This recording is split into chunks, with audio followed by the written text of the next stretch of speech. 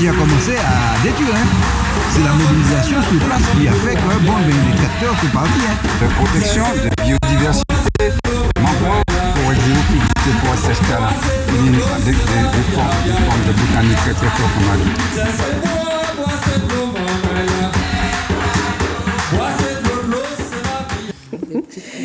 Bonjour tout le monde.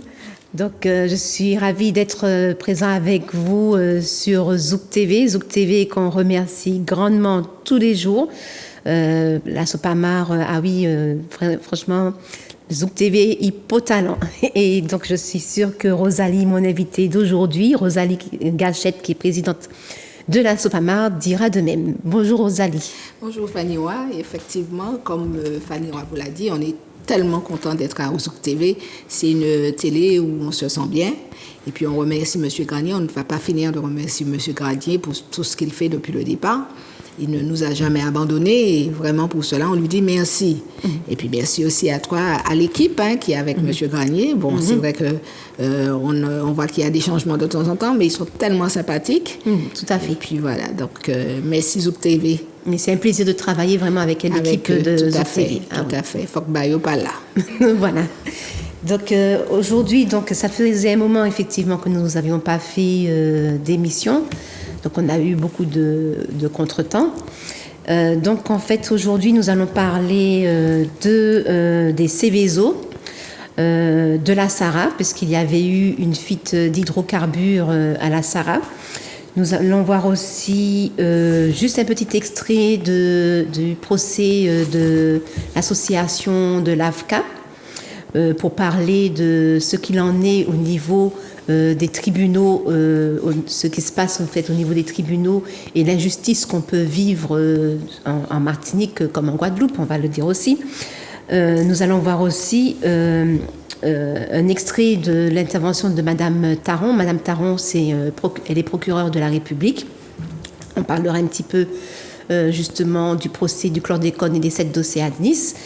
Et ensuite, on verra une petite vidéo de à peine moins d'1 minute sur la station d'épuration d'eau sur la commune de Basse-Pointe. Et si on a le temps, on va avoir un avant-après 2016-2022, ou plutôt un avant-maintenant 2016-2022 sur les sargasses. Et je veux d'abord commencer l'émission parce que si vous vous rappelez bien, la dernière émission qui a été faite, c'était avec Marcel Bourgade. Et donc, on parlait avec Marcel Bourgade de naturalisation. Donc, on va voir juste une petite image, je te rappelle. Donc, naturalisation.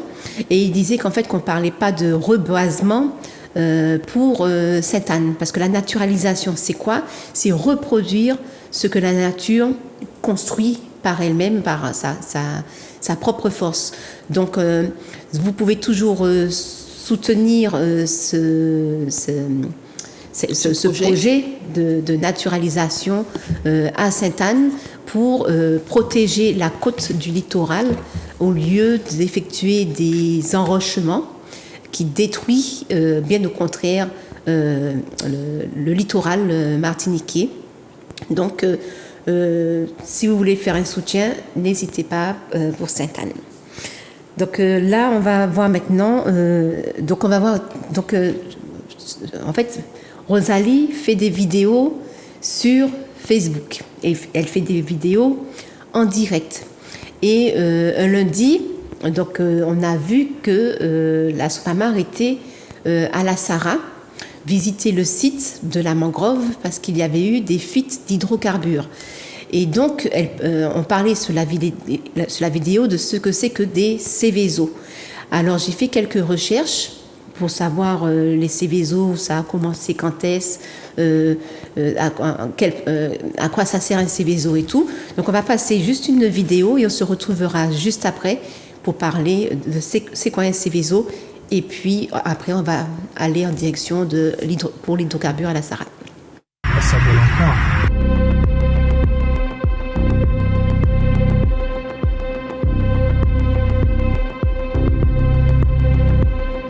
On est confronté à un feu de liquide inflammable, une nappe qui s'est étendue dans toute l'usine, qui se propage. Donc pour l'instant, nous ne sommes pas maîtres du feu. Donc la priorité des priorités, c'est à l'intérieur de l'usine, protéger les installations sensibles. On sait que Lubrizol est là, on sait qu'il y a 2 autres usines Seveso juste à côté. Et on peut que être inquiet quand il y a ça près d'habitations, près d'un grand centre-ville comme Rouen.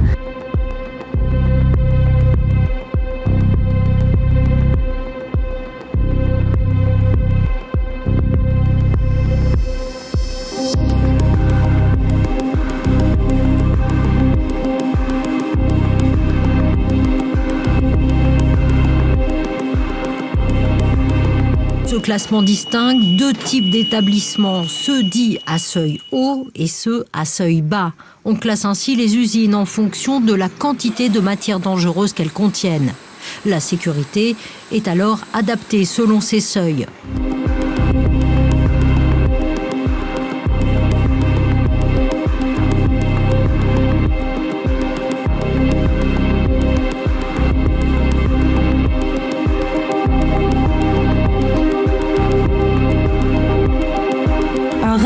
De l'usine ICMESA explose et c'est la catastrophe écologique.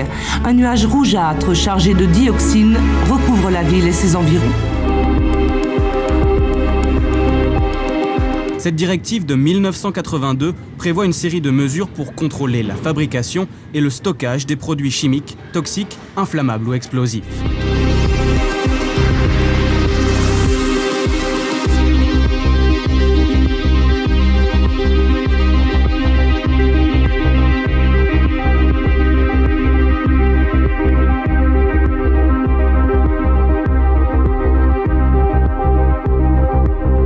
De coupure de l'autoroute, il y a des mesures de confinement ou d'évacuation de la population selon la nature de l'événement.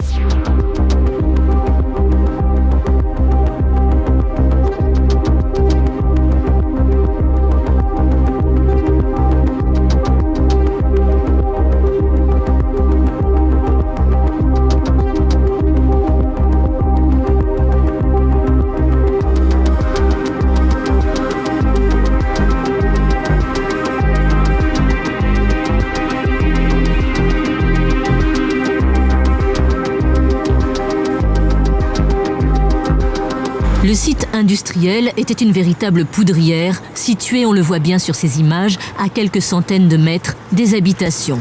Le 17 mai, cette usine classée Seveso 2 à haut risque avait été contrôlée par l'inspection des installations classées. Les inspecteurs avaient alors demandé que la sécurité soit renforcée.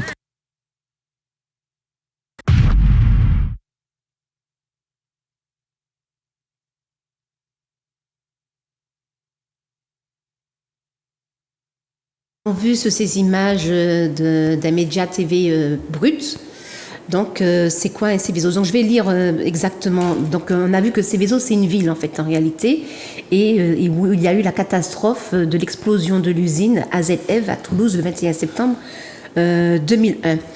Et donc, en fait, le Seveso, c'est un nom générique d'une série de directives européennes qui imposent aux États membres de l'Union européenne d'identifier les sites industriels présentant des risques d'accidents majeurs, appelés sites Seveso, et d'y maintenir un haut niveau de prévention. Rosalie, je vais dire quand même, on a pu voir dans la vidéo que c'est qu'en 2015 que la France a décidé d'appliquer ce protocole, en fait, ce système de protection. Donc il y a 705 sites à haut risque, au niveau haut risque, et nous ne sommes pas épargnés en Martinique, puisque nous pouvons voir ce même type d'image qu'on a vu d'usine Seveso à côté d'habitations. Nous l'avons en Martinique, dont entre autres au Lamentin. Donc, oui, tu as fait des images pour le Lamentin, non? En fait, on va voir après les images lorsqu'on était à la vous étiez à la Sarah. On va le voir après. Oui, d'accord. Alors, tu parlais de loi européenne. Effectivement, c'est une réglementation européenne, mais il ne faut pas oublier que cette réglementation a été retranscrites en loi française, donc qui nous concernent particulièrement, donc on doit les appliquer en Martinique. En Martinique, en France, un petit peu partout. Mais c'est vrai qu'on est un petit peu très étonné à la Soupamar et très bouleversé par tout ce qui se passe au niveau de la SARA. En fait, c'est un peu compliqué puisque ce qui s'est passé à ZF, ce qui s'est passé en 2001 aussi, ça peut nous arriver en Martinique, puisque dans le reportage que tu as fait, tu entends que la dame dit que l'usine Seveso est là, et nous, on dira que la SARA est là. Et on doit faire avec la SARA, et on doit continuer avec la SARA, on doit travailler avec la SARA. Alors, depuis un moment, on interpelle le préfet, qui est responsable, par exemple, du PPI, le plan de particulier d'intervention, afin qu'il puisse le mettre en œuvre. On a constaté que depuis 2013, on est fatigué de lui envoyer des courriers. Il répond, mais il nous emmène un petit peu à gauche, à droite, parce que avec la ville du Lamentin, ils sont dans l'incapacité de nous faire ce PPI. Alors, il faut savoir que nous avons un PPRT, le plan de prévention de risques technologiques, qui date de 2013. Et dans le reportage, tu as dû voir, Fanny Roy, que c'est il faut faire des exercices tout le temps pour savoir si le plan fonctionne et pour savoir si la population est protégée. Comment on va faire pour sortir de cette zone? Par exemple, on va prendre le cas de la SARA. Et puis on va se dire, bon, une fois qu'on entre là, par exemple, c'est la période de décembre. On est en période de Noël et je pense que ce ne sera pas comme les années précédentes parce que tout le monde va acheter chez des magasins qui sont là et à un certain moment, on ne peut plus circuler dans la zone. Oui, il y a un vrai embouteillage, de vrais bouchons. Tout à fait. Alors, je rappelle quand même que la SARA se trouve sur la zone industrielle Californie. Voilà. C'est ça. Alors, quand on va entrer dans cette zone, le plan de particulier d'intervention qui doit être mis en place par le préfet depuis 2013 et qui n'arrive pas à le faire en fait, doit désigner effectivement et doit protéger et les biens, et les personnes, et l'environnement. C'est pas fait. C'est pas fait parce qu'ils n'arrivent pas à le faire. Ils savent pas comment faire sortir la population. Et je le dis, c'est très grave. Parce que le jour où il y a un souci dans cette zone-là, pour AZF, c'était 31 morts. Mais je ne sais pas pour la SARA combien il y aura de blessés. Parce qu'en réalité, on ne pourra pas sortir. Mais il n'y a pas que les morts, parce que il y a les blessés il y a aussi les blessés, mais il y a aussi l'impact de ces fumées sur la santé qu'on ne verra pas tout de suite, mais qu'on verra un impact quand même. Mais en fait, on ne parle même pas de fumée, on parle par exemple de s'il y a une explosion et que c'est pas maîtrisé, en fait, on ne sait pas ce qu'il faut faire. Ça peut aller jusqu'à 15 km, on l'a vu déjà sur 15 km, donc au-delà de la galeria, Donc, il faut savoir expliquer à la population qu'est-ce qu'il faut faire en cas où ils entendent, et puis quelles seront les consignes, quelles sont les sonneries, les sirènes, etc. Mais aujourd'hui, nous ne savons pas, puisqu'il n'y a pas de PPI, comment faire pour sortir de cette zone? Alors, on a vu on a fait des propositions par la maire, etc. Ces choses-là ne sont pas étudiées. C'est-à-dire que l'État commence à faire quelque chose et puis l'État abandonne et oublie qu'il y a une population derrière qui attend. Alors, à la SARA, c'est très compliqué. On a visité la SARA l'année dernière, ou il y a 2 ans de cela, pendant le confinement, avec l'ancien directeur. Ça s'est très bien passé, mais nous avions remarqué qu'il y a des habitations juste à côté de la SARA, à 2 mètres aux abords de la clôture. Et on avait vu que ces gens-là, ces personnes-là étaient en grand danger parce qu'on ne sait pas. Donc on l'a dit au directeur, il est conscient. Alors, le protocole qui doit être signé en tripartie, c'est-à-dire CACEM, le maître d'ouvrage, donc la SARA et l'État. Alors, la SARA nous faisait savoir qu'ils avaient déjà mis de côté leur argent. Pourquoi? Parce qu'en fait, il faut former la population. Je sais qu'il y a des gens qui aiment leur terrain, qui aiment leur maison, mais la SARA est déjà là. Assurément, on ne va jamais enlever la SARA. On ne pourra jamais enlever la SARA de là où elle est, mais par contre, on peut évacuer les gens. on peut leur proposer une maison, terrain, c'est à négocier et c'est ce que j'appelle la population qui habite là à faire parce qu'on ne sait pas, le risque zéro n'existe pas. Et on l'a vu il y a, je crois que c'était le 21 novembre, quelque chose comme ça, 2022. Il y a une fuite à la Sahara et nous avons été alertés justement par des crabiers, des gens qui vont pour les crabes. Peut-être qu'on n'aurait jamais su puisque la DIAL était déjà informée, l'État était déjà informé, mais pas la population. Et nous, à la SOPAMA, on a fait le choix de ne rien cacher à la population. Il y a peut-être des gens qui vont aimer, d'autres qui ne vont pas aimer, mais ce n'est pas notre problème. Notre problème, c'est le bien-être et la santé et la sécurité du peuple de Martinique. Donc, on dit que à ce niveau-là, nous avons vu qu'il y avait une fuite de gazoil qui est partie. Mais c'est une catastrophe écologique qui s'est passée dans cette mangrove. Alors, pourquoi le PPI qui doit être mis, contrairement au plan d'opération interne, le POI qui est mis en place par... Le plan d'occupation interne. Le POI, plan d'opération, opération interne. Okay. C'est un plan, justement, qui va lister tous les dangers, mais qui se pose uniquement au niveau du site. Donc ça, c'est fait par la SARA. Mais le PPI, le plan d'opération, le plan particulier d'intervention, c'est quand le danger, justement, laisse le site de la SARA et va à l'extérieur du site. Et c'est ce qui s'est passé. C'est-à-dire que le CHU, il est parti et a laissé la SARA, donc il ne pouvait plus se reconstruire, et c'est parti dans la mangrove qui appartient à l'État. Et qui dit mangrove dit aussi la mer. Dit la mer. Alors, ce n'est pas arrivé jusqu'à la mer, mais ce que nous avons vu avec des crabes, c'est la mangrove elle-même, tu vois, c'est cœur sensible s'abstenir parce que c'était très... Nous qui sommes habitués à voir des choses, mais ce que nous avons vu était quand même assez difficile à supporter. La SARA avait déjà fait le nécessaire pour essayer d'empêcher que ça n'arrive jusqu'à la mer. Aujourd'hui, on ne sait pas parce qu'on devait se revoir, on ne sait pas où ça en est. Donc, il faudrait qu'on pose la question. Donc, des courriers sont partis au préfet. On va voir les images. D'accord. Et après, on va dire ce que la SOPAMA a entamé comme procédure. Très bien, Fanny.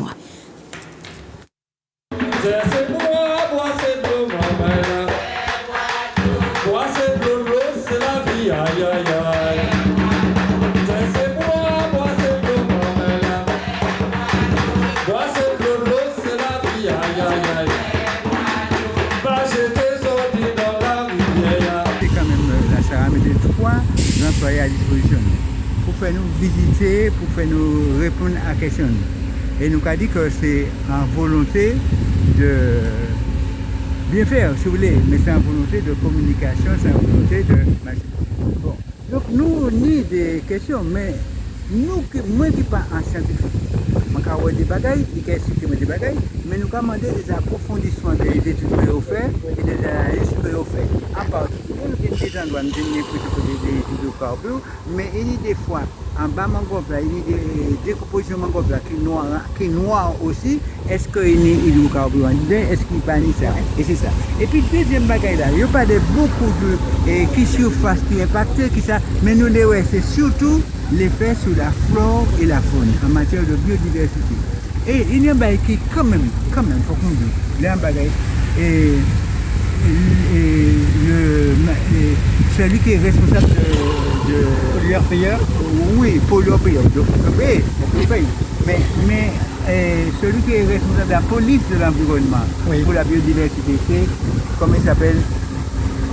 Nous oublier. Oui, mais Michel Vini, le responsable, non, pas vous dire, il dit qu'on s'accorde, il est aussi évalué, c'est pas ça, alors qu'il n'est pas incapable de dire qu'il ne sait pas qui est non. Pascal, on nous garde. C'est ça, Pascal, on nous garde.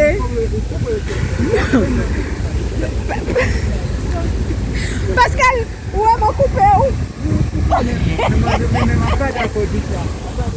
Je viens. Alors, nous, quand les faits autres travail là, c'est mon café. Alors, maman, là, nous, quand les autres vraiment, mon gove là, très, très impacté. Ah ouais, nous, pas jamais ouais ça dans la vie, nous. Nous, quand essayé de laver mon gove là. Donc, moi, quand il quitte les autres pays, là, parce que c'est tout mon gove là, hein, je ne vous filme pas. Je ne vous filme pas. Voilà, donc, je vais essayer de laver mon gove là, donc ça, ouais. parce que mangrove là abîmé tout bonnement.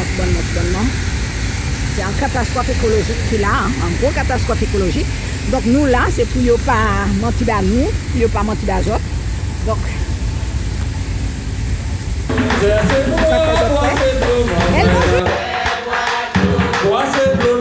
la vie, aïe aïe aïe.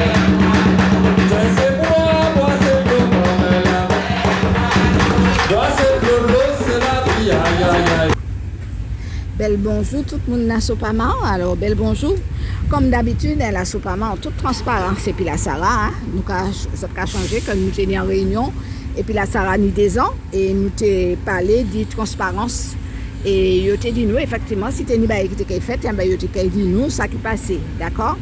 Alors, pour nous, les autres, et puis pour nous tenir nous autres informés, puisqu'il ne faut pas cacher la population, et c'est ça qui a fait force pays, là, on a montré la population, que ni des gens sérieux, ni des gens qui ont essayé quand même, ni en responsabilité, que n'ont pas serré ça qui a fait et que n'ont dit ça qui a fait. Alors, nous, la Sarah, mais là, nous, dans un mangrove qui appartient à l'État, donc c'est pour cela que on peut filmer, sinon, site la Sarah, on ne peut pas filmer. Alors, Pierre, bonjour, ça fait.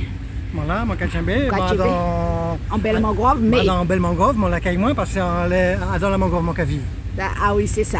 Alors, nous, dit ces mamans-là que ils ont appelé nous pour dire nous pas faire vidéo, nous pas faire rien. Alors, nous, là, je dis, parce que sur invitation la Sarah, pour montrer nous, effectivement, qu'il y a 4 travail pour essayer de régler le problème-là, il y a attrapé. Alors, nous, avons rappelé que nous, dans le site Céveso, et que là, dans le site Céveso, le risque zéro n'a pas existé. C'est qui ça, le risque zéro, Pierre? Le risque zéro, c'est quand il n'y a pas de conséquences. Mais tout bas qu'à fait, il paye ni conséquences. Donc le risque zéro n'existe pas. Donc on va pour diminuer le risque. Et plus le risque est élevé, plus on prend des précautions pour diminuer le risque. Et dans les catégories de risque, il y a quelque chose qui a beaucoup plus de risques que les autres. C'est ce qu'on appelle le risque Céveso, à cause de l'explosion de Céveso qui a fait, on s'en souvient, beaucoup de dégâts. Donc quand une installation est importante, on appelle ça une installation Céveso. Et ici à la Sarah, on est à Céveso seuil haut. Donc il y a des précautions qui sont prises pour éviter, comme on fait du craquage d'hydrocarbures, pour éviter qu'il y ait des fuites, qu'il y ait des incendies, qu'il y ait des explosions. Et tout ça, c'est des risques qui peuvent arriver. Et par rapport à ça, il y a quelque chose qu'on met en place qui est très important, c'est le plan particulier d'intervention. Parce que non seulement on a la Sarah ici, mais à côté on a Antigaz, à côté on a le site de dessalement de la Sarah et de fabrication d'hydrogène, à côté on a le SMTVD, à côté on a le décharge de la trompeuse, et on est dans un endroit qui est un goulet d'étranglement parce que la circulation de la population en cas de mercredi après-midi ou en cas de vendredi après-midi est impossible, on s'arrache les cheveux. Brutalement, on n'a pas vu venir. En effet, donc Pierre Gallet de Sectorel expliquait justement que tout autour de la Sarah, nous avons, justement, j'étais en train de noter, Antigaz, la fabrication d'hydrogène, la trompeuse. Je rappelle quand même que la déchetterie qui se trouve pas très loin non plus, il y avait eu un incendie où l'alarme ne s'enclenchait pas.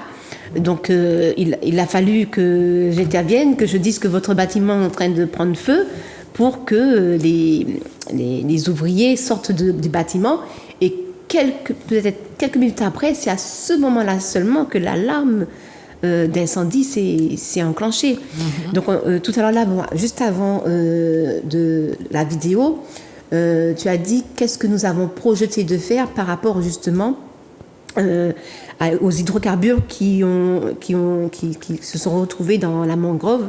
Il y a une bonne quantité. 800 litres. 800 litres, c'est énorme. Donc, qui a détruit la biodiversité. Voilà, tout ce qui est faune, tout ce qui est flore, voilà, de la zone de la Sarah. Sachant qu'il y a justement toutes ces structures-là autour de la Sarah. Mais il y a aussi de nouvelles constructions qu'on voit là. Est-ce qu'il ne faudrait pas arrêter à un moment de construire, puisque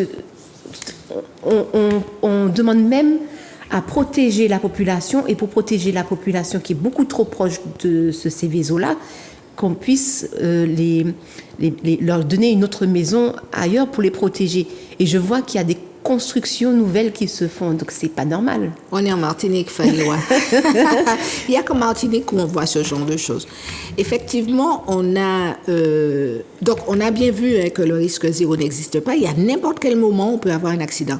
Là, c'était de l'hydrocarbure qui est parti dans la mangrove, mais ça pouvait être un gaz inodore qui part n'importe où. Ça pouvait être une explosion et les gens pendant la nuit auraient été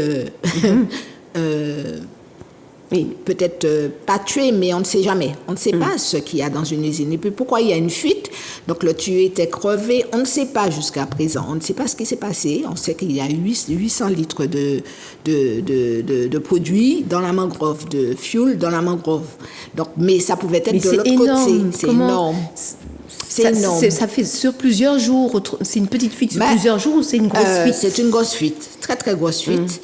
Mais ça pouvait être de l'autre côté, vers les riverains, et les riverains auraient été surpris pendant la nuit. Ça pouvait aussi être une explosion.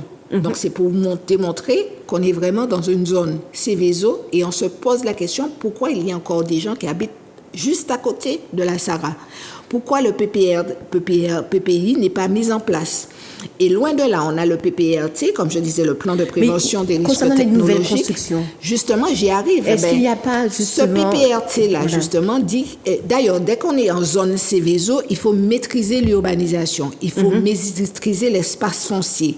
Et quand on a un espace où il y a des habitations, il faut les acheter, il faut déplacer les personnes. Alors... Nous savons, et nous avons, puisque nous faisons partie aussi de ceux qui siégeons au niveau des commissions des sites, et depuis plusieurs années, on répète la même chose. Non seulement on répète, mais on prend le soin de demander aux responsables du préfet de mettre en procès-verbal que la SOPAMAR a dit. Parce que le jour où il y a un problème, il ne faudrait pas qu'on mette la SOPAMAR dans le même sac. Alors... Au niveau de la Sahara, dans le plan local d'urbanisme, dans le PPRT, on ne doit plus construire. Toutes les nouvelles constructions sont interdites. Alors, nous avons vu des grands magasins, on va les nommer, Decathlon, Domia, But, qui s'est agrandi, d'autres... ils ont même fait un pont, ils ont retiré un lac. Noroto, ils ont agrandi, ils ont Parce qu'il y avait un bassin qui s'est transformé, en fait, ils ont quasiment... casser le bassin et puis ils l'ont élargi à... C'est jour qu'il y a un problème ou qu'ils savent les responsables. Alors, nous avons posé la question au responsable du préfet et on lui demande pourquoi, avec la mairie du Lamentin qui fait partie de cette commission, et nous, on leur pose la question, pourquoi et à quel moment vous avez délivré les permis de construire? Donc, en fait, il y a cherché coupable là, mais effectivement, personne ne parlait à quel moment qui m'a délivré les permis de construire. Mais n'empêche que les permis de construire ont été délivrés, pas par le nouveau maire, par l'ancien maire, et aujourd'hui, on se retrouve dans cette catastrophe-là. Alors, on a vu qu'ils ont mis des fûts pour l'eau, etc., mais n'empêche que lorsque ça pète, s'il y a une explosion, c'est parce qu'il va empêcher à la population d'être... D'accord. Alors, ce qu'on dit, on dit que la loi n'est pas respectée et on demande rapidement que le préfet fasse le nécessaire. Ils ne savent pas le faire, mais il faudra trouver une solution. Il faut que les gens s'organisent, il faut que les gens se réunissent. Il faut convoquer la population, convoquer les riverains qui sont à côté, leur expliquer. Il faut regarder si tous les sous sont là maintenant, parce qu'il y a trois parties. Il y a Sarah, il y a l'État et il y a la ville du Lamentin, Kassem, je crois. Il faut que ces gens-là nous disent combien d'argent il y a pour que ceux qui veulent partir puissent partir et reconstruire ailleurs, leur donner un endroit, pas leur donner, c'est-à-dire qu'on doit juste les faire évacuer, puisque la Sahara est venue trouver plusieurs personnes là. Maintenant, il faut les protéger, il faut les faire sortir de là, il faut leur parler, leur dire que leur vie est en danger. Et c'est ce que les gens n'aiment pas entendre. Leur vie est en danger parce qu'on n'a pas qu'à savoir ça qui a passé pendant la rue ou bien la journée. Et puis, nous demandons aussi à ce que les permis de construire ne soient plus délivrés dans ces zones. Et puis, nous demandons au préfet de prendre toutes les responsabilités. Qu'est-ce qu'on n'a pas vu venir? Alors que le risque doit être maîtrisé, alors qu'on doit faire des exercices avec la population régulièrement pour savoir en cas où comment on va faire, rien n'est fait jusqu'à aujourd'hui. Et on voit brusquement un permis de construire pour une usine de dessalement d'eau de mer. Alors, par rapport à cette usine-là, je crois qu'on est en période de Coupe du Monde. Hein. La population est vraiment rassemblée autour des Français pour la Coupe du Monde. Mais je crois que notre santé, notre sécurité doit être à la une. Et il est temps que le Martiniquais puisse prendre ses responsabilités pour pouvoir faire respecter la loi. On ne demande pas grand-chose. Hein. On demande simplement que les mêmes lois qu'ils nous demandent de respecter soient respectées par eux. Et c'est le peuple qui a le pouvoir, on leur répète ça. Si le peuple n'est pas là pour demander de faire respecter la loi, ces gens-là n'en vont pas le faire. Donc nous essayons de les alerter, nous essayons de faire des vidéos, de leur dire effectivement que vous êtes dans vos raisons, vous avez le droit de demander, vous avez le droit, vous êtes le peuple, c'est vous qui avez le pouvoir. Et le plus souvent, on a l'impression que la Coupe du Monde est beaucoup plus importante que ça. Donc nous allons continuer le travail, en tout cas, et nous allons demander justement à ce que tout soit fait dans cette zone, parce que la population est en danger dans cette zone. Nous le répétons, la population est en danger parce qu'il n'y a rien de prévu. Supposons que là maintenant, on a boum. On est quand même tout près, hein? On a boum. Qu'est-ce qu'on fait? On ne sait pas comment fuir. Donc les riverains qui sont juste à côté, comment ils font? J'ai vu qu'il y a eu un exercice grandeur nature pour la montagne Pelée. Il y a aussi des exercices qui se font dans les établissements scolaires pour les tremblements de terre. Tout à fait. Donc, pourquoi pas aussi pour les Céveso qui se trouvent trop collés les uns aux autres, en fait. C'est une obligation, et c'est une obligation de le faire régulièrement. Le problème, c'est qu'il faut mettre en place le PPI. Et c'est qui doit le faire? Le préfet. Le préfet. Oui. Alors, monsieur le préfet, vous avez obligation de respecter la loi. Voilà. Oui.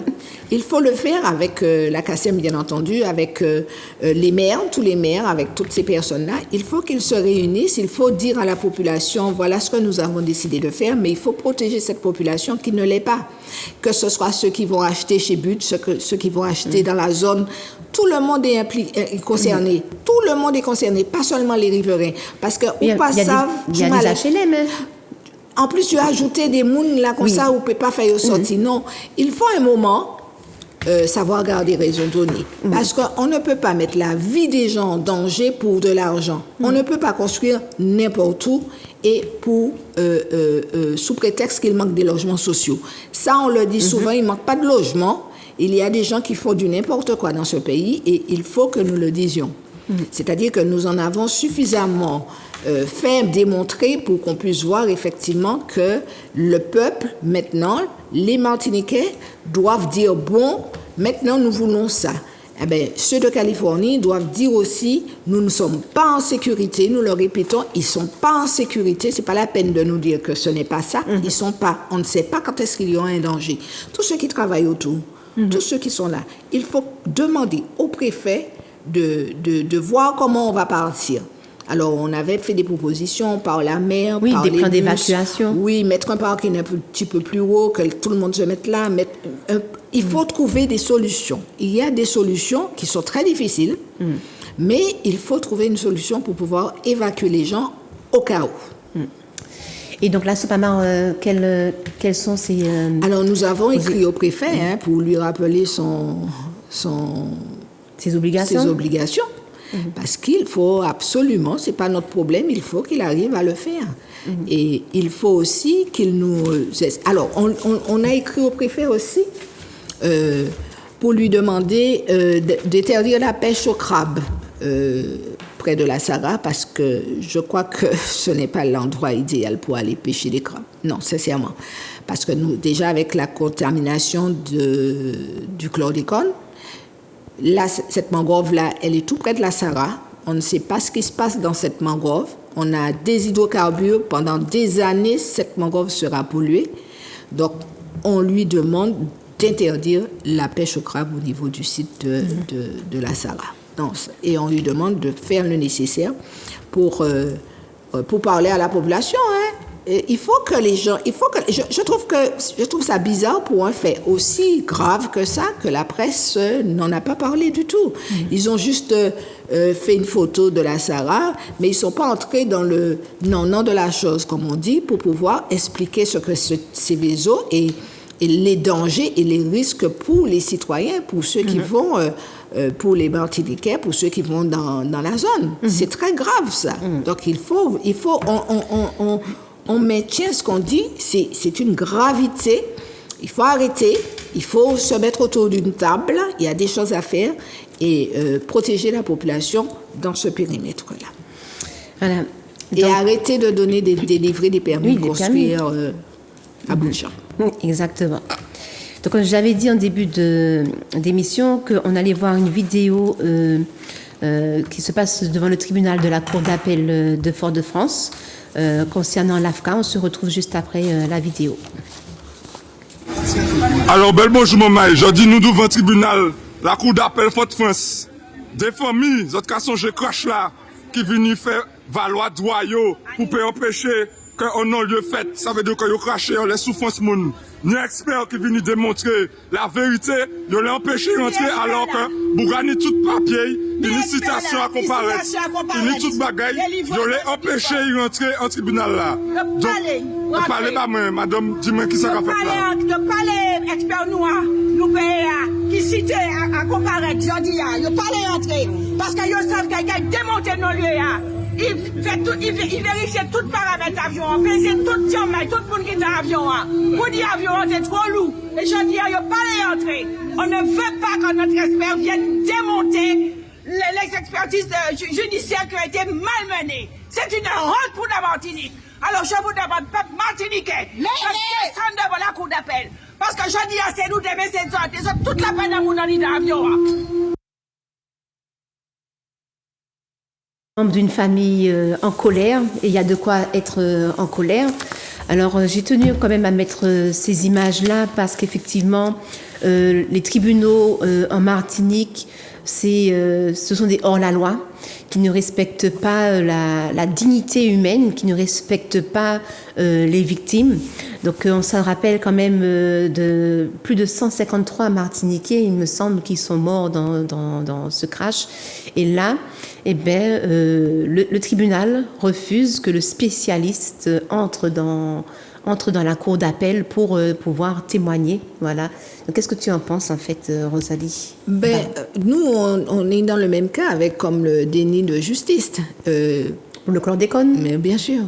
Alors, de là, je ne comprends pas. C'est-à-dire que c'est quand tu veux, tu veux. Quand tu ne veux pas, tu ne veux pas. C'est ça avec le tribunal. C'est vrai, des moments où on n'arrive pas à comprendre. Parce que on était au tribunal il y a 15 jours de cela et on a vu qu'il y avait un policier qui a mené l'enquête, en fait, l'OPJ, qui a mené l'enquête sur une affaire qui était au tribunal. Et il est là et on lui demande de venir à la barre. Il est venu à la barre alors que c'était pas prévu qu'il soit à la barre. Donc ça a fait un petit peu parler au tribunal et finalement il a témoigné. Alors qu'il n'était pas prévu qu'il témoigne. Alors c'est comme quand ils veulent, comme ils veulent. Et là, quand je regarde ce monsieur, il était convoqué par l'AFCA, justement. Il avait une convocation, on l'a vu dans ses mails. Et c'est un spécialiste, et c'est celui qui aurait donné des éléments, parce que tout comme pour le chlordécone, pour donner des éléments pour pouvoir éclairer un petit peu le tribunal, parce qu'en fait, le tribunal, c'est vrai... ce ne sont pas des spécialistes de l'aviation, etc. Tout à fait. Ils ont besoin non, ils ne pouvaient pas entrer peut-être pour ne pas gêner les affaires du tribunal ou bien je ne sais pas trop.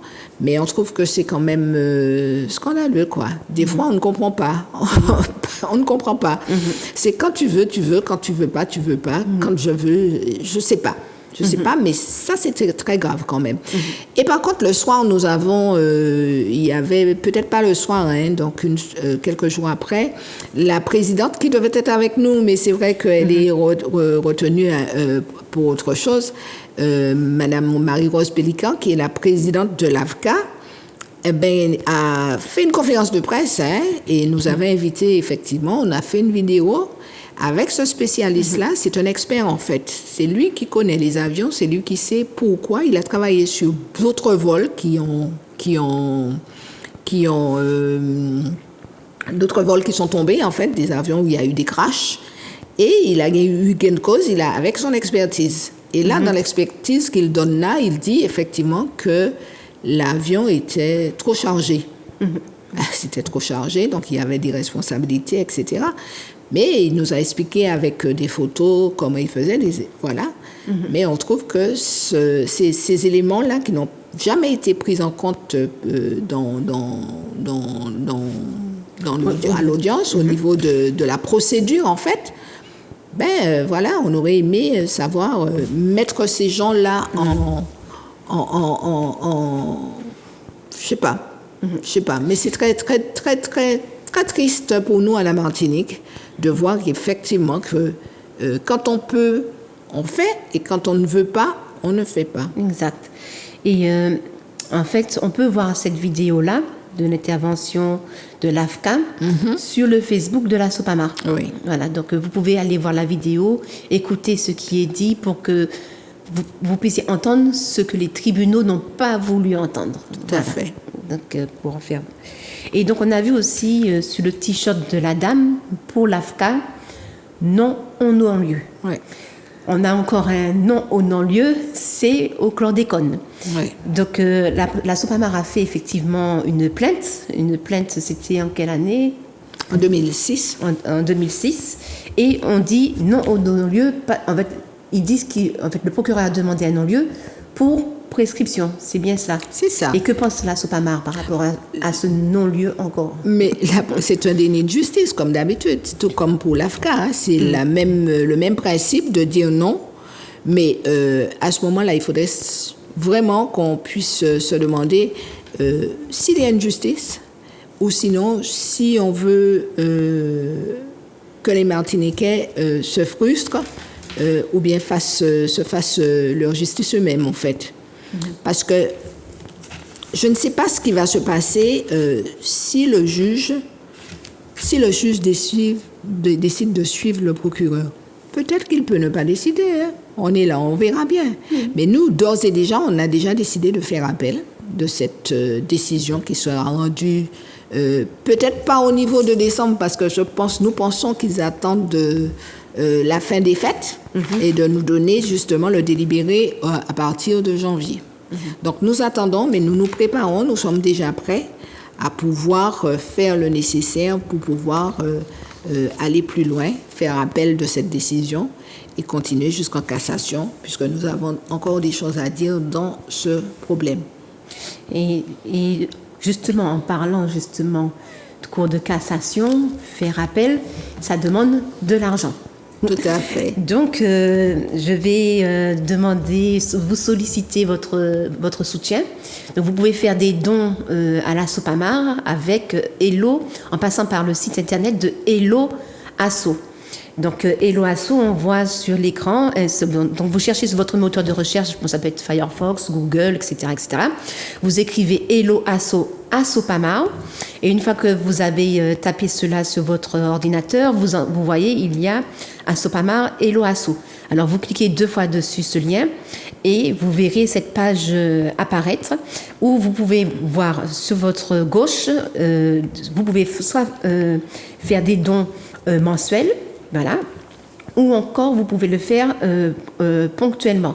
Donc voilà, et puis donc il suffit de suivre ce qu'on vous dit de faire, et c'est important de nous soutenir au niveau financier parce qu'effectivement, donc on a un loyer, nous avons l'eau, l'électricité comme tout le monde, mais nous avons aussi des documents administratifs à faire, les photocopies, les procédures juridiques.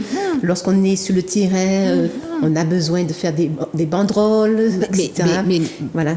Mais ce que tu dis, Fanny, est tellement vrai, puisque rien qu'en lettres recommandées, nous sommes déjà à 2180 € par année pour l'année, pour 2022. En lettres, nous ne parlons pas des lettres qu'on envoie simples, hein. Nous ne parlons pas des lettres que nous avons fait sur... Quand même 2000. Oui, quand même. Alors, nous avons explosé notre budget courrier. Mais c'est vrai que il s'est passé beaucoup de choses. C'est plus que nécessaire. C'est plus que nécessaire. Non seulement ça, mais les recours, quand nous faisons des recours gracieux, peu importe, il faut que ce soit notifié, il faut que ce soit pas recommandé.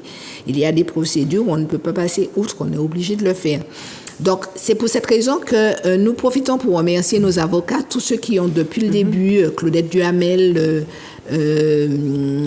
Maryse Duhamel, Maître Monotuka, que nous avons en ce moment avec nous pour les procédures, parce que jusqu'à présent, ces avocats ont travaillé gracieusement pour la Martinique, il faut le dire, gracieusement. Et la commission juridique aussi. Et la commission juridique avec Pascal, Pierre Galette et moi-même, c'est ça, nous travaillons beaucoup sur le dossier.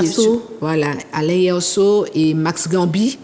Nous travaillons beaucoup, Jubeno, nous travaillons beaucoup sur Henriette. Donc nous travaillons, je ne veux oublier personne, mais bon, je sais que je vais oublier. Nous travaillons beaucoup sur les parties juridiques, donc on fait beaucoup de nous-mêmes, gracieusement.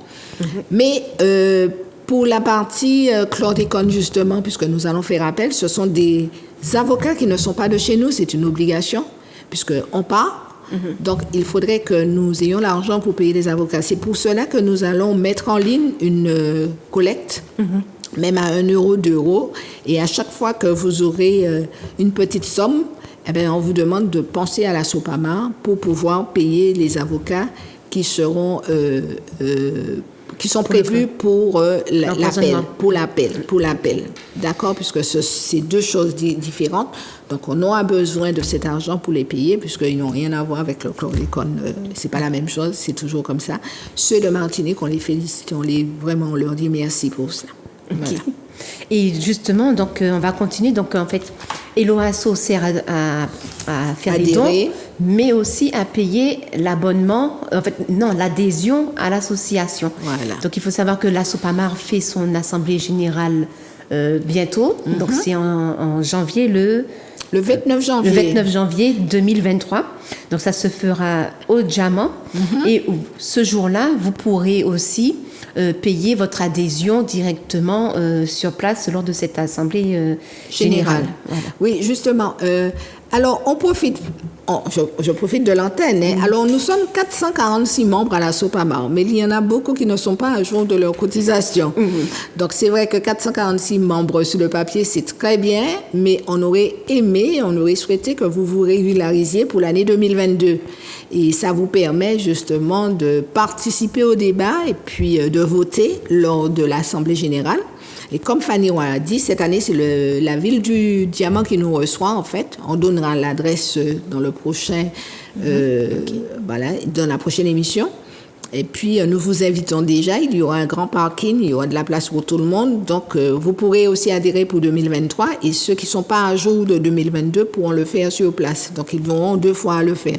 Et puis, acquérir votre T-shirt, comme moi. Voilà, c'est ça, c'est ça. Voilà. Les T-shirts, vous pouvez acheter des stylos de la Sopamar. On a prévu des petites choses. Des autocollants, des petites choses comme ça, pour soutenir la Sopamar, pour soutenir ce que nous faisons. Voilà. Donc, stop pub. Donc, on va continuer sur l'émission. Donc, en fait, je tenais justement, dans la continuité de la cour d'appel de Fort-de-France, non au non-lieu AFCA, non au non-lieu chlordécone, mais on a quand même une bonne nouvelle. Voilà. Donc, il y avait eu l'audience en appel du procès sur le silo de Ducos. Donc, silo de Ducos, le silo, c'est ils mettent en sachet des aliments pour animaux. Donc, en première instance, donc Monsieur Mancé, l'ancien maire de Ducos, Monsieur Milia, qui est responsable de Agriprod et puis de Madivial, gérant d'Agriprod et président de Madivial, Thierry Ayotte et Vladimir Ayotte, qui ont été condamnés, ainsi que l'entreprise anglaise, je crois, qui avait été condamnée. Et Madame Ayotte, qui a été relaxée en première instance, l'architecte. Voilà. Et puis, ils ont fait appel. Donc, M. Mancé, M. Milia et le père et fils Ayotte, ils ont fait appel. Et donc, on a eu le délibéré il n'y a pas longtemps. Donc, tu peux en parler? Oui, alors c'est ce matin que Pierre est allé au délibéré au tribunal de Fort-de-France. Et je lis sous les yeux là, justement, nous avons une victoire, puisque nous étions aussi avec France Nature Environnement, qui nous avait aussi accompagnés sur ce dossier.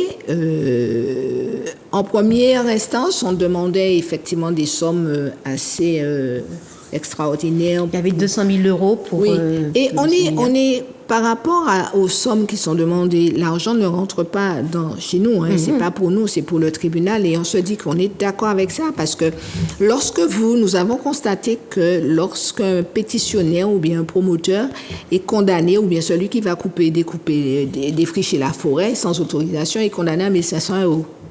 1 500 €, c'est rien, il va recommencer. Et c'est ce que nous constatons. Tandis que si on touche à son porte-monnaie, c'est vrai, il ne va pas recommencer. Et c'est pour cette raison que, en première instance, ils ont été lourdement condamnés pour ne pas recommencer. Donc, ils ont fait appel parce que, justement, ça avait fait mal. Ah oui, j'avais oublié, il fallait qu'ils détruisent le silo. Oui. Ils avaient 6 mois pour détruire le silo. Tout à fait. Sous astreinte de 400 € par jour. Oui. Voilà. Alors, le maire a été relaxé. C'est vrai qu'on avait déjà compris. Le maire est relaxé. Oui, voilà. Aujourd'hui, il a été relaxé. C'est la décision du tribunal. Moi, je ne l'aurais pas relaxé parce qu'en fait, on a constaté que dans d'autres affaires où il est concerné, justement, c'est toujours le plus petit qui paie parce qu'il est complice, en fait, si on veut. Il y a une autre affaire comme ça où lui, il est relaxé, on demande sa relaxe, et puis l'autre est condamné à 80 000 €.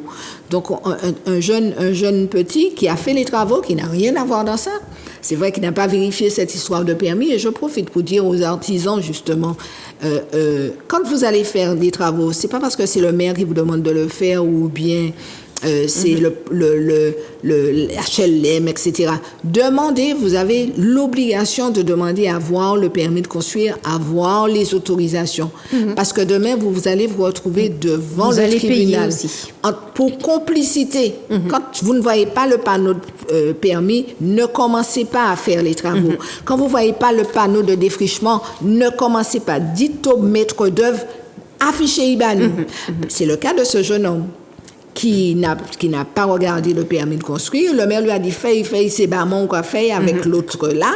Et finalement, il a fait en tant qu'artisan. Et c'est lui qui est condamné. Il est condamné à 80 000 €, etc., pénalement. Donc, on dit qu'il faut que les artisans prennent leurs responsabilités, tout le monde, moi-même je me mets dans le sac, tout le monde, que nous soyons vigilants sur ce que nous faisons. N'allez pas sur un terrain et quand la SOPAMA vient vous voir justement, dites ok, d'accord, j'arrête. Parce que vous défrichez, vous n'avez pas le panneau dessus, vous êtes complice de celui qui vous demande de faire. C'est comme un Cœur Bouliki, ils font des travaux, il n'y a pas de panneau. Exact. Voilà, alors le maire a été relaxé, vous voyez. Alors, l'ancien maire. L'ancien maire. Mais s'il devait payer ces 20 000 €, est-ce que c'est la mairie du COS qui devait payer ou est-ce que c'est monsieur le maire lui-même? C'était lui qui était le maire. C'est lui qui a pris la décision. Voilà, c'est ça. Okay. Alors, la destruction du silo d'Agripod, il faut le détruire. Sinon, s'ils ne le font pas, ce sera 400 € par jour d'astreinte. Et ils ont 6 mois pour le détruire? Ils ont 6 mois pour le détruire. Alors, la Cour d'appel a annulé la première décision, donc tout ce qu'on avait eu en première instance donc, a été annulé. Donc, le maire était condamné en première instance, donc il ne l'est pas. Mais tous les autres prévenus, auteurs ou complices, les deux, comme j'ai expliqué ce que c'est qu'un complice, ont été condamnés aussi dans cet appel-là. Et voilà, donc le jugement est immédiat et exécutoire. Exécutoirement, il faut le faire tout de suite. Donc en fait, pour M. Milia Ange, il a été condamné à 200 000 € toujours? Non, pas du tout, justement. Je crois que c'est 5 000 €, quelque chose comme 15 000 € peut-être, quelque chose, je n'ai pas... comme c'est ce matin, c'est tout frais. Mais la décision, on va la mettre sur notre page Facebook lorsque nous l'aurons. Mais ils peuvent déjà le voir sur la presse qui a déjà partagé le délibéré, la décision. Okay. Donc, c'est quand même satisfaisant. Oui, il faut qu'on continue. On n'est pas là pour empêcher aux gens de tourner en rond, puisqu'on dit tout le temps qu'on est sur une île de 1300 km² et on ne peut pas... on a besoin des arbres, on a besoin des mangroves, on a besoin de tout ça, on a besoin des terres agricoles, alors qu'on parle d'autonomie de la Martinique. Si on se permet de faire un petit peu tout et n'importe quoi, d'autant plus que nous avons des exemples, en fait. Et pourquoi on est satisfait de cette décision que le tribunal... Parce que nous sommes allés au tribunal, c'était pas nous, on y était, on a assisté, puisqu'on avait un procès ce jour-là, un professeur qui va peut-être se retrouver dans ce que je dis, qui a eu un permis de construire d'une ville, qui a fait des modifications, mais les modifications qu'on lui a données en mairie étaient un petit peu bizarres, tout ça. Il a ajouté un escalier et le tribunal avait demandé 6 mois de prison avec sursis pour elle. Pour un escalier rajouté. Et je félicite son avocate, c'est une dame qui est avocate, qui a vraiment bien plaidé, qui disait au juge, mais attendez, non, vous n'allez pas la condamner pour ça, puisqu'elle a son permis, c'est vrai qu'il y a quelque chose qui ne va pas dans son permis, mais vous ne pouvez pas la condamner à de la prison parce qu'elle aura un casier et elle est en scène. Donc, finalement, elle a écopé d'une amende. Et voilà, ce jour-là. Alors, il y en a qui font de la prison pour un escalier et puis d'autres qui n'ont. Voilà, donc c'est ce 2 poids 2 mesures, des décisions qu'on ne comprend pas tout le temps. Mais c'est vrai qu'il faut vraiment qu'on travaille, il faut qu'on continue le combat. Et c'est vrai qu'on a besoin de main-d'œuvre, on a besoin de vous, on a besoin des mobilisations. Pas oublier, maman, là, c'est autres qui n'y pouvoir là. Alors, on a profité de dire ça cette semaine, je me suis encore fâchée parce que les gens, ils déposent un dossier pour nous et puis on ne les voit pas. C'est pas ça, maman, là. Nous avons étudié de ça. Nous pas des avocats, nous avons ou bien des gens qui sont vraiment dans leurs droits, qui ne déposent pas plainte, qui ne déposent pas. Ils veulent alors que nous n'avons aucun intérêt à agir sur ce dossier-là. On leur donne un coup de main, mais ils veulent qu'on dépose la plainte à leur place. C'est pas possible. Voilà. Ok, ben je te remercie, Rosalie. On apprend toujours autant. Je préfère faire l'émission à 2. Voilà. Et alors, je te remercie. Donc, on vous invite à adhérer à l'association, venir sur le terrain avec nous, même si vous n'avez pas adhéré, mais venir nous soutenir aussi sur le terrain parce que l'union fait la force. Et lorsque ces établissements ont la force devant eux, eh bien, ils réfléchissent à 2 fois avant d'agir. Donc, ne soyez pas complices, voilà, des méfaits, des agoulous grand fal. Et puis, à très bientôt sur Zouk TV. Merci encore à Zouk TV. Merci beaucoup.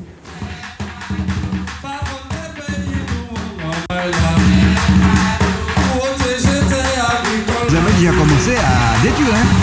C'est la mobilisation sur place qui a fait que bon, les tracteurs sont partis. De protection, de biodiversité, manquement pour géophysicité forestière, des formes de botanique très très fortes comme